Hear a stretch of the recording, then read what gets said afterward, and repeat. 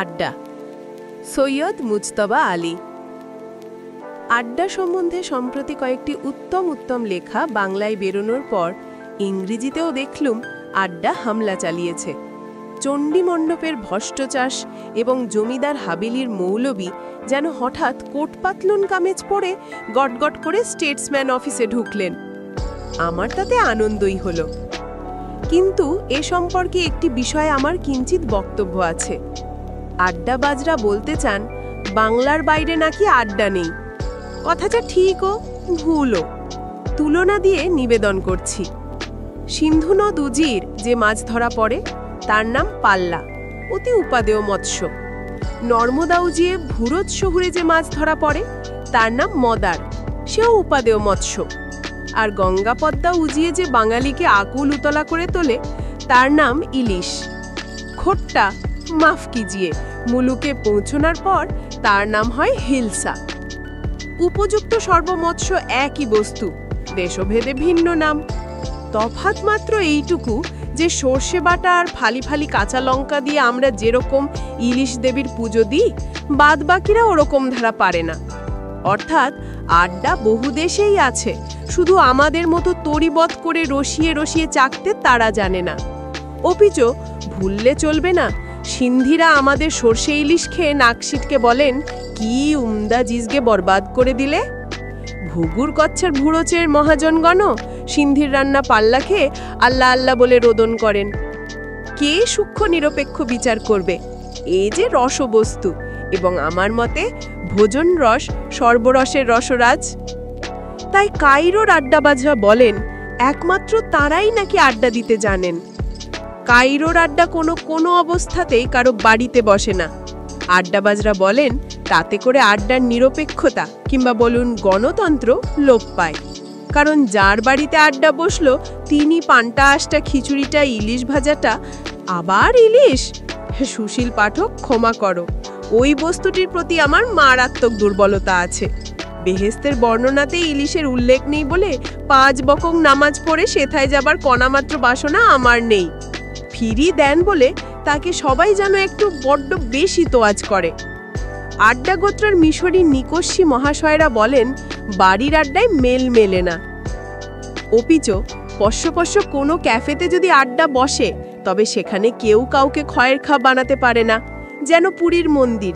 জাতপাত নেই, সব ভাই, সব বেরাদার। এবং সবচেয়ে বড় কথা, বাড়ির গিন্নি মুখ পোড়া মিনসেরা ওকে না কেন কখনো শুনিয়ে কখনো আভাসে ইঙ্গিতে জানিয়ে অকারণে অকালে আড্ডার গলায় ছুরি চালাতে পারেন না। তার চেয়ে দেখো দেখিনি দিব্যি ক্যাফেতে বসে ঘন্টার পর ঘন্টা কাটিয়ে দিচ্ছ, পছন্দ মাফিক মমলেট কটলেট খাচ্ছ, আড্ডা ঝমঝমাট ভরভরাট, কেউ বাড়ি যাওয়ার নামটি করছে না। কারও গিন্নি এসে উপস্থিত হবেন সে ভয়ও নেই। আর কি চাই? 90 জন কায়রোবাসী আড্ডাবাজ, এবং তার 10 আনা পরিমাণ অর্ধেক জীবন কাটায় ক্যাফেতে বসে আড্ডা মেরে। আমাদের আড্ডা বসত ক্যাফেতে নীল বা নীলনদ ক্যাফেতে। কফির দাম 6 পয়সা, ফি 75, রাবড়ির মতো ঘন, কিন্তু দুধ চাইলে চিত্তির। সবাই কালো কফি খায়, তাই দুধের কোনো ব্যবস্থা নেই। কিচ্ছু ঘাবড়াবেন না, দুদিনেই অভ্যাস হয়ে যায়। কালো কফি খেলে রঙও ভীষণ ফর্সা হয়। আমাদের আড্ডাটা বসত ক্যাফের উত্তর পূর্ব কোণে কাউন্টারের গা ঘেঁষে। হরেক জাতের চিড়িয়া সে আড্ডায় হরবকং মৌজুদ থাকত। রমজান বে আর সজ্জাদ এফেন্দি খাঁটি মিশরি মুসলমান, ওয়াহাবাতিয়া কপ খ্রিস্টিয়ান অর্থাৎ ততোধিক খাঁটি মিশরি, কারণ তার শরীরে রয়েছে ফেরাউদের রক্ত। জূর্ণ ফরাসি, কিন্তু পুরুষ ধরে কায়রোর হাওয়া বিষাক্ত করছে কেউ জানে না। অতি উত্তম আরবি কবিতা লেখে, আর সেই কবিতার আসল বক্তব্য হচ্ছে সে তলোয়ার চালিয়ে 2.5 ডজন বেদুইনকে ঘায়েল করে প্রিয়াকে উটের ওপর তুলে মরুভূমির দিক দিগন্তে বিলীন হয়ে যাচ্ছে। যদিও আমরা সবাই জানতাম জূর্ণ যেটুকু মরুভূমি দেখেছে সে পিরামিডে বেড়াতে গিয়ে, তাও জীবনে একবার মাত্র। যদিও পিরামিড কায়রো থেকে মাত্র 5 মাইল দূরে। উট কখনো চড়েনি, ট্রামের ঝাঁকুনিতেই বমি করে ফেলে। আর তলোয়ার, তৌবা তৌবা, মার্কোস জাতে গ্রিক, বেশি নয় কুলপে 2500 বৎসর ধরে তারা মিশরে আছে। মিশর রানী গ্রিক রমণী ক্লিওপ্যাট্রার সঙ্গে তার নাকি খোশকুটুম্বিতা আছে, হবেও বা। কারণ প্রায়ই ব্যবসায় দাউ মেরেছে বলে ফালতো এবং ফিরি একরোঁদ কফি খাইয়ে দিত। তাতে করে ক্যাফের গণতন্ত্র ক্ষুণ্ণ হতো না, কারণ মার্কোসকে কাটিয়া ভালাইলে ও আড্ডার ঝগড়া কাজিয়ায় সে কসমিনকালে হিস্সা নিত না। বেশিরভাগ সময় চেয়ারের হেলানে মাথা রেখে আকাশের দিকে হাঁ করে ঘুমোতো, কিংবা খবরের কাগজ থেকে তুলোর ফটকা বাজারের তেজি মন্দির, বুল অ্যান্ড বিয়ার হাল হকিকত মুখস্থ করত।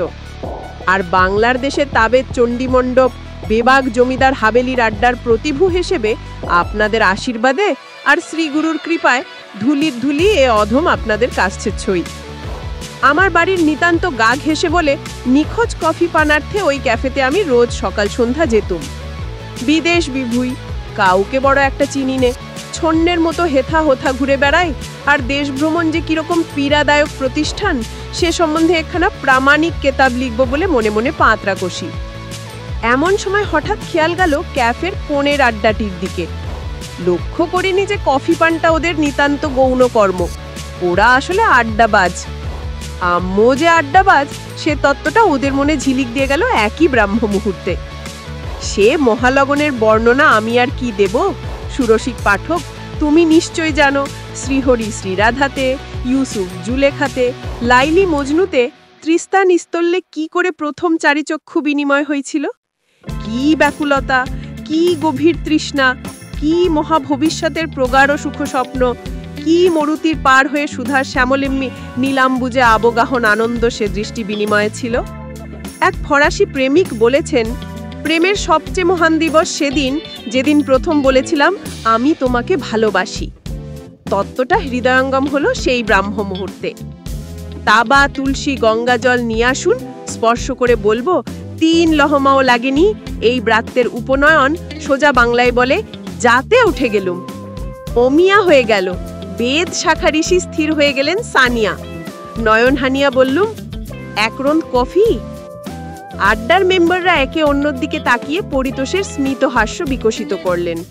ভাবখানা ভুল লোককে বাছা হয়নি। ক্যাফের ছোকরাটাও পর্যন্ত ব্যাপারটা বুঝে গিয়েছে। আমার ছন্নছাড়া ভাবটা তার চোখে বহু পূর্বেই ধরা পড়েছিল।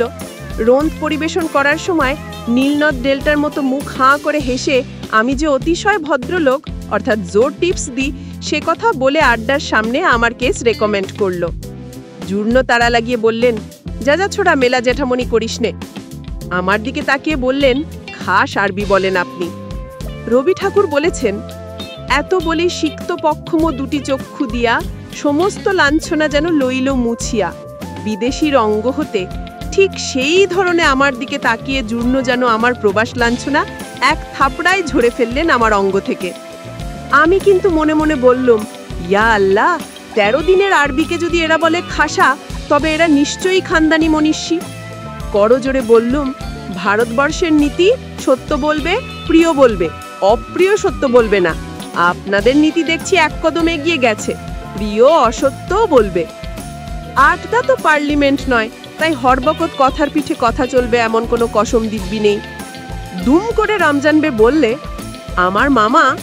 আমি মনে মনে বললাম, যোগ্যী দাসের মামা।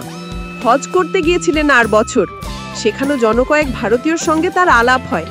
তারা নাকু 5 বকং নামাজ পড়তো আর বাদবাকি তামাম দিন রাত এক চায়ের দোকানে বসে কিচিরমিচির করত। তবে তারা নাকি কোনো এক প্রদেশের বিঙ্গালা, বাঙ্গিলা কি যেন আমার ঠিক মনে নেই। উৎসাহে উত্তেজনায় ফেটে গিয়ে চৌচির হয়ে আমি শুধুলাম, বাঙালা? হ্যাঁ হ্যাঁ। আমি চোখ বন্ধ করে ভাবলুম, শ্রী রামকৃষ্ণদেব, রবীন্দ্রনাথ ঠাকুর, নজরুল ইসলাম বাঙালি। কিন্তু কুই তো কখনো এত গর্ব অনুভব করিনি যে আমি বাঙালি। এই যে নমস্য মহাজনরা মক্কা শহরে আড্ডাবাজ হিসেবে নাম করতে পেরেছেন, নিশ্চয়ই বিস্তর মাথার ঘাম পায়ে ফেলে তারা আলবৎ শ্রীহট, নোয়াখালী, চাটগাঁও, কাছাড়ের বাঙালি খালাসি পশ্চিমবঙ্গের কলিকাতা নগরীর উপকণ্ঠে খিদিরপুরে আড্ডা মারতে শিখে হেলায় মক্কা করিলা জয়। আস্তে আস্তে চেয়ার থেকে উঠে ডান হাত বুকের উপর রেখে মাথা নিচু করে অতিশয় সবিনয় কণ্ঠে বললুম, আমি বাঙালি। গ্রিক সদস্য মার্কোস প্রথম পরিচয়ের সময় একবার মাত্র সালাম আলাইকুম করে খবরের কাগজের পিছনে ডুব মেরে গিয়েছিলেন। তার কানে কিছু যাচ্ছিল কিনা জানি নে। আমি ভাবলুম, রাজভারী লোক হয়তো ভাবছেন নতুন মেম্বার হলেই তাকে নতুন জামাইয়ের মতো কাঁধে তুলে ধেই ধেই করেই নাচতে হবে, এ কথা আড্ডার কনস্টিটিউশনে লেখে না। মুখের ওপর থেকে খবরের কাগজ সরিয়ে বললেন, দাও মেরেছি, একটা শ্যাম্পেন হবে, আমাদের নতুন মেম্বার। কাউন্টারের পিছনে দাঁড়িয়েছিল মালিক, তার দিকে তাকিয়ে বাঁ হাত গোল করে বোতল ধরার মুদ্রা দেখিয়ে ডান হাত দিয়ে দেখালেন ফোয়ারার জল লাফানোর মুদ্রা। ম্যানেজার কুলপে 2 ডিগ্রি কাত করে ঘাড় নাড়ল। আমি ভয়ে ভয়ে বললুম, এ দোকানে তো মদ বেচার লাইসেন্স নেই।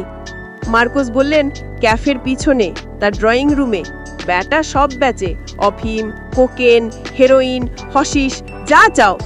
ছোকরাকে বললেন, আর একটা তামাকও সাজিস। বলে কি, কাইরোতে তামাক, স্বপ্ননু মায়ানু মতিভ্রম। দিব্যি ফর্সি হুকো এলো, তবে হনুমানের নেজের মতো 3.5 গজি দরবারি নল নয়, আর সমস্ত জিনিসটার গঠন কেমন যেন ভোটা ভোটা জরির কাজ করা। আমাদের ফর্সি কেমন যেন একটু নাজুক মোলায়েম হয়, এদের যেন একটু গাইয়া। তবে হ্যাঁ, চিলিমটা দেখে ভক্তি হলো ইয়া ডাবর পরিমাণ। 1 পো তামাক হেসে খেলে তার ভিতর থানা গাড়তে পারে, তাও আছে। আগুনের বেলাও বিশ্বে আমি টিকের ধিকি ধিকি গোলাপি গরম প্রত্যাশা করিনি, কারণ কাবুলেও দেখেছি টিকে বানাবার গুহ্য তথ্য সেখানকার রসিকরাও জানেন না। আর যা খুশবাই বেরোল, তার রেশ দীর্ঘ 14 বছর পরও যেন আমার নাকে লেগে আছে। পাঠক, তুমি নিশ্চয়ই জানো সুগন্ধি ইজিপশিয়ান সিগারেট ভুবন বিখ্যাত, কিন্তু কখনো কি ভেবে দেখেছো বিশেষ করে মিশরি সুগন্ধি সিগারেট তৈরিবৎ করে বানাতে শিখলো কি করে? আইস, সে সম্বন্ধে ঈষৎ গবেষণা করা যাক। এক সিগারেট বানানোর পেছনে বিস্তর ইতিহাস, এন্তার রাজনীতি এবং দেদার রসায়ন শাস্ত্র লুক্কায়িত রয়েছে। সিগারেটের জন্য ভালো তামাক জন্মায় 3 দেশে, আমেরিকার ভার্জিনিয়াতে, গ্রিসের ম্যাসেডোট অঞ্চলে এবং রুশের কৃষ্ণ সাগরের পারে। ভারতবর্ষ প্রধানত ভার্জিনিয়া খায়, কিছুটা গ্রিক, কিন্তু এই গ্রিক তামাক এদেশের টার্কিশ এবং ইজিপশিয়ান নামে প্রচলিত।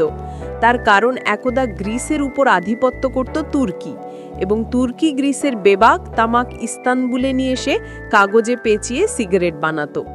মিশরও তখন তুর্কির কবজায়, তাই তুর্কির কর্তারা কিছুটা তামাক মিশরে পাঠাতেন।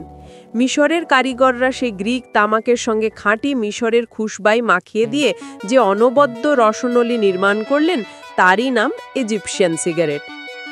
নিশ্চয়ই লক্ষ্য করেছেন, চায়ের টিন যদি রান্নাঘরে ভালো করে বন্ধ না রাখা হয়, তবে ফোড়নের ঝাঁকে চা বরবাদ হয়ে যায়। অর্থাৎ আর কিছু না হোক, খুশবাইটি আতর ঘরে নুন খাওয়ানো বাচ্চার মতো প্রাণ ত্যাগ করে। মাল জাহাজ লাদাই করা যে অফিসারের কর্ম, তিনিও বিলক্ষণ জানেন যে জাহাজে কাঁচা তামাক লাদাই করা হয়েছে, তাতে করে গন্ধওয়ালা অন্য কোনো মাল নেওয়া হয় না, পাছে তামাকের গন্ধ এবং কিঞ্চিত স্বাদও নষ্ট হয়ে যায়। তাই তামাকের স্বাদ নষ্ট না করে সিগারেটকে খুশবাইয়ে মজানো অতীব কঠিন কর্ম। সিগারেটে 1 ফোঁটা ইউক্যালিপটাস তেল ঢেলে সেই সিগারেট ফুঁকে দেখুন, 1 ফোঁটা তেল আস্ত সিগারেট একদম বরবাদ করে দিয়েছে। 5 বছরের বাচ্চাও তখন সে সিগারেট না কেশে অনায়াসে ভস ভস করে ফুঁকে যেতে পারে।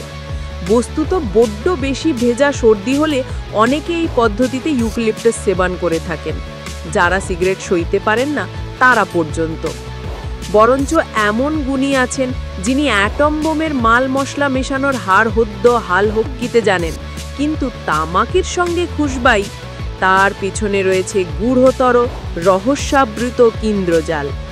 কিচ্ছু বাড়িয়ে বলছি নে, অজন্তার দেওয়াল এবং ছবির রং কোন কোন মশলা দিয়ে বানানো হয়েছিল, পাঠান যুগে পাথরে পাথরে জোড়া দেওয়ার জন্য কি মাল কোন পরিমাণে লাগানো হয়েছিল, আমরা সে তত্ত্বগুলো মাথা খুঁড়েও বের করতে পারিনি, এবং পারেনি বিশ্ব সংসার বের করতে কি কৌশলে কি মশলা দিয়ে মিশরীরা তাদের মর্মিগুলোকে পচার হাত থেকে বাঁচিয়েছিল। স্বীকার করি, মিশরীরাই একদিন সে কায়দা ভুলে মেরে দিয়েছিল। পাঠান মুঘল যুগে যেরকম আমাদের অনেকখানি রসায়নবিদ্যা অনাদরে লোপ পায়, তবু তো আমরা আজও মকরধ্বজ, চবনপ্রাশ বানাতে পারি। ভেজাল তো শুরু হলো মাত্র সেদিন আমাদেরই চশমার সামনে। মিশরীরাও ঠিক সেই রকম সুগন্ধ তত্ত্ব সম্পূর্ণ ভুলে যায়নি। ঝড়তি পড়তি যেটুকু এলেম তখনও তাদের পেটে ছিল, তাই দিয়ে তারা সেই সমস্যা সমাধান করলো। তামাকে কি করে খুশবাই জোড়া যায়। তামাকের সোয়াদটি জখম না করে। তাই যখন কোনো ডাকসাইতে তামাক কদরদারের হায় এগোত্র পৃথিবীর সর্বত্র, কি কাবুল কি দিল্লি কি কায়রো, সুকুমারের ভাষায় বলি হুস হুস করে মরে যাচ্ছে, তদারকিতে কায়রোর ক্যাফেতে তামাক সাজা হয় এবং সেই তদারকদার যখন সে তামাকের নীলাভ ধুঁয়োটি কুরফুর করে নাকের ভিতর দিয়ে ছাড়েন এবং নীল নদের মন্ধমধুর ঠান্ডা হাওয়া যখন সেই ধুঁয়োটির সঙ্গে রসকেলি করে তাকে ছিন্ন ভিন্ন করে ক্যাফের সর্বত্র ছড়িয়ে দেয়, তখন রাস্তার লোক পর্যন্ত উন্নাসিক হয়ে থমকে দাঁড়ায়। পাড়ে সিগার খেকো, পাইকারি সিগারেট ফুঙ্কো পর্যন্ত বুকের উপর হাত রেখে আসমানের দিকে তাকিয়ে আলহামদুলিল্লাহ আলহামদুলিল্লাহ অর্থাৎ খুদা তাআলার তারিফ বলেন। আর ইলিশের বেলা যেরকম হয়েছিল, এই অধম ঠিক সেই রকম তাজ্জব মানে বেহেশতের বর্ণনায় এ তামাকের বয়ান নেই কেন? তাহলে পাপ করে নরকে যেত কোন মূর্খ? বাঙালি তার চুলটিকে কেতো দুরস্ত রাখতে ভালোবাসে। কাবুলি বেলা অবেলা মোকা পেলেই তার পায়েজারে গুটি কয়েক পেরেক ঠুকিয়ে নেয়। ইংরেজ আয়না সামনে পেলেই টাইটা ঠিক মধ্যিখানে আছে কিনা তার তদারকিতে করতে ব্যস্ত হয়ে পড়ে। পেশওয়ারি পাঠানের প্রধান শিরোপ্পীরা তার শিরাভরণ নিয়ে, আর মিশওয়ারির চরম দুর্বলতা তার জুতো জোড়াটিকে বালিশ অর্থাৎ আরবি ভাষায় প অক্ষরটি নেই, তাই ইংরেজির পালিশ কথাটা মিশরিতে বালিশ রূপ ধারণ করেছে রাখার জন্য। অতএব ক্যাফেতে ঢোকা মাত্রই ক্যাফের বুট পালিশ অর্থাৎ বুট পালিশ করনেওয়ালা ছোকরা এসে আপনাকে সেলাম ঠুকবে। আপনি তাকে বিলক্ষণ চেনেন, তাই দাঁত মুখ খিচিয়ে বলবেন যা যা, তার অর্থ আচ্ছা পালিশ কর। সে 32খানা ঝকঝকে দাঁত দেখিয়ে আপনার বুট পালিশ কর্মে নিযুক্ত হবে। সদস্যদের কেউ বলবেন শুভ দিবস, কেউ বলবেন এই যে, কেউ একটু মৃদু হাস্য করবেন, আর কেউ মুখ খবরের কাগজের আড়ালে রেখে এই কাগজটা ঈষৎ দুলিয়ে দেবেন। ইতিমধ্যে আপনার কফি এসে উপস্থিত। ওয়েটার ঠিক জানে আপনি কতটা কড়া, কতখানি চিনি আর কোন ঢোগের পেয়ালার কফি খেতে পছন্দ করেন। আপনি বলবেন চিঠিপত্র নেই, অর্থাৎ গৃহিণীর ভয়ে আপনি প্রিয়াকে ক্যাফের ঠিকানা দিয়েছেন। জিজ্ঞেস করলেন ফোন? আজ্ঞে না, তবে ইউসুফ বে আপনাকে বলতে বলেছেন তিনি একটু দেরিতে আসবেন, আপনি যেন চলে না যান। চুল হয়ে যাক গে ইউসুফ বে, আমি জিজ্ঞেস করছি চিঠি বা ফোন নেই? কাঁচুমাচু হয়ে বললে আজ্ঞে না, জানে আজকে আপনি দরাজ হাতে বকশিস দেবেন না। যাও চিঠির কাগজ নিয়ে এসো। ক্যাফের নাম ঠিকানা লেখা উত্তম চিঠির কাগজ, খাম, ব্লটিং প্যাড, যাবতীয় সাজ সরঞ্জাম 1 মিনিটের ভিতর উপস্থিত। আপনি পাশের টেবিলে গিয়ে গভীর মনোযোগের সঙ্গে প্রেমপত্র লিখে যখন ঘন্টা 1 পরে আড্ডার টেবিলে ফিরে ওয়েটারকে বলবেন চিঠিটা ডাকে ফেলতে, তখন হঠাৎ রাম জানবে শুধাবে কাকে লিখলে, যেন কিচ্ছু জানে না। তদুপরি মার্কিন লক্ষ্যপতিরা আসেন নানা ধান্দায়, তাঁদের সন্ধানে আসেন তাবৎ দুনিয়ার ডাকসাইতে সুন্দরীরা, তাঁদের সন্ধানে আসেন হলিউডের ডিরেক্টররা এবং তারা সঙ্গে নিয়ে আসেন আরেক ঝাঁক সুন্দরী। কিন্তু থাক সুশীল পাঠক, তুমি নিশ্চয়ই জানো কামিনী কাঞ্চন সম্বন্ধে আলোচনা শাস্ত্রে নিষেধ, গুরুর বারণ। মিশরি আড্ডাবাজরা দাঁড়ান, ব্যাকরণে ভুল হয়ে গেল, মিশরি মাত্রই আড্ডাবাজ। এমনকি সাদজগলুল পাশা পর্যন্ত দিনে অন্তত একবার আড্ডার সন্ধানে বেরোতেন। তবে হ্যাঁ, তিনি কোনো টেবিলে গিয়ে বসলে কেউ সাহস করে সেই টেবিলের ত্রিসীমানায় ঘেঁষত না। সেখান থেকে তিনি চোখের ইশারায় একে ওকে তাকে ডেকে নিয়ে আড্ডা জমাতেন। দৈবাত একই আড্ডায় জীবন কাটান। বিষয়টা সবিস্তার বুঝিয়ে বলতে হয়। এই মনে করুন আপনি রোজ অফিস ফেরার পথে ক্যাফে দে নীলের উত্তর পূর্ব কোণে বসেন। সেই টেবিলটায় আপনার জন 5 দোস্ত বসেন। আড্ডার ফুল স্ট্রেন জন 10, কিন্তু সবাই কিন্তু সব দিন এই আড্ডাতেই আসেন না, তাই হরে দরে আপনার টেবিলে জন 5-7 নিয়মিত উপস্থিত থাকেন। এছাড়া আপনি সপ্তাহে 1 দিন জোর 2 দিন বাড়ির পাশের সিমেরামিস ক্যাফের দক্ষিণ পশ্চিম কোণে বসেন। এই আড্ডার সদস্যরা কিন্তু আপনার ক্যাফে দে নীলের সদস্যদের বিলকুল চেনেন না। এরা হয়তো চ্যাংরার দল, কলেজে পড়ে, কিরানিগিরি করে, বেকার কিংবা ইন্স্যুরেন্স এজেন্ট, তার অর্থও বেকার। এদের আলোচনার বিষয়বস্তু রাজনীতি, অর্থাৎ কোন পাশার বউ কোন মিনিস্টারের সঙ্গে পরকিয়া করেন বলে তার বোন ভো পার্টিতে ভালো নকরি পেয়ে গেল, কিংবা আলোচনার বিষয়বস্তু সাহিত্য, অর্থাৎ কোন প্রকাশক 1000-এর নাম করে 3000 ছাপিয়ে বেশ 2 পয়সা কামিয়ে নিয়েছে। তাছাড়াও অবশ্যই দুনিয়ার হাজারো জিনিস নিয়ে আলোচনা হয়, তা না হলে আড্ডা হবে কেন? এই আড্ডার সদস্যরা সবাই সব জানতা। এরা মিশর তথা তাবৎ দুনিয়ার এত সব গুহ্য আর গরম গরম খবর রাখেন যে এদের কথাবার্তা হাবভাব দেখে আপনার মনে কোনো সন্দেহ থাকবে না যে এদের প্রত্যেকের চোখের সামনে একটা অদৃশ্য অশ্রুত টেলিপ্রিন্টার খবর জানিয়ে যাচ্ছে, এবং সে খবরের যোগান দিচ্ছেন রাশিয়ার বেরিয়া, জার্মানির হিমলার আর কলকাতার টেগার্ট। রোজ বাড়ি ফেরার সময় আপনি তাজ্জব মানবেন এদের সাহায্য ছাড়া মিশর তথা দুনিয়ার বাদবাকি সরকারগুলো চলছে কি করে। আপনার মনে আর কোনো সন্দেহের অবকাশ থাকবে না যে এদের যদি মস্কো, বার্লিন, লন্ডনের বড় কর্তা বানিয়ে দেওয়া হয় তাহলে দুনিয়ার কুল্লে সমস্যা সাকুল্যে সমাধান এক লহমেই হয়ে যাবে। মনে মনে বললেন, হায় দুনিয়া, তুমি জানছো না তুমি কি হারাচ্ছ। আপনি এদের চেয়ে বছর 10 বড়, তাই এরা আপনাকে একটুখানি সমীহ করে, যদিও আর হয় নাই বিলি টানে, কারণ এদেশে সে রেওয়াজটা তেমন নেই। আপনি নিতান্ত বিদেশি বলে এই আড্ডায় ছিটকে এসে পড়েছেন। এদের কাউকে পয়লা আড্ডায় নিয়ে গিয়ে কোনো লাভ নেই।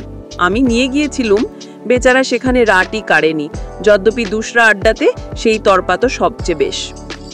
এছাড়া আপনি মাসে 1 দিন কিংবা 2 দিন শহর থেকে মাইল 3 দূরে একটা ক্যাফেতে যান।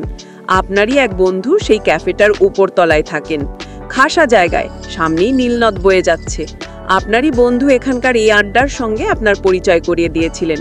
তাকে প্রথম খুঁজবেন ক্যাফেতে, সেখানে না পেলে অবশ্য তার ফ্ল্যাটে যেতে পারেন, তাতে কিন্তু কোনো লাভ নেই। এই ক্যাফে আপনাকে উদ্বাহু হয়ে অভ্যর্থনা করবে যেন আপনি অনেক দিনের হারিয়ে যাওয়া ভাই, কারণ আপনি এখানে আসেন কালে ভদ্রে। আপনাকে পেয়ে এদের বিশেষ আনন্দ, কারণ পক্ষাধিক কাল ধরে যেসব বিষয় কেটে কুটে ঘষে পেশে চাটনি বানিয়ে ফেলেছিলেন সেইগুলো তারা নতুন করে হাড় কাটে ঢুকে রামদাও চাবেন, আপনার রায় জানতে চাইবেন। যে রায় দিন না কেন আপনার উদ্ধার নেই। আপনি যদিও গাঁধার দেশের লোক, আপনি অবশ্য 100 বার ওদের বলেছেন যে গান্ধীর সঙ্গে আপনার কোনো প্রকারে সাক্ষাৎ যোগাযোগ নেই, কিন্তু তাতে করে কোনো ফায়দা উতরায় না। যদিও আপনার জ্ঞানগম্যিতে কারো কোনো সন্দেহ নেই, কারণ আপনি গৃহযুষ্টেন্দ্রিয় ধারণ করেন, ইত্যাদি ইত্যাদি, তবু স্বীকার করতে হবে, ইত্যাদি ইত্যাদি। আপনি নির্ঘাত শেষ বাস মিস করবেন, বন্ধুর ফ্ল্যাটে সোফার ওপর চতুর্থ জাম যাপন করে পরদিন সকালবেলা বাড়ি ফিরবেন।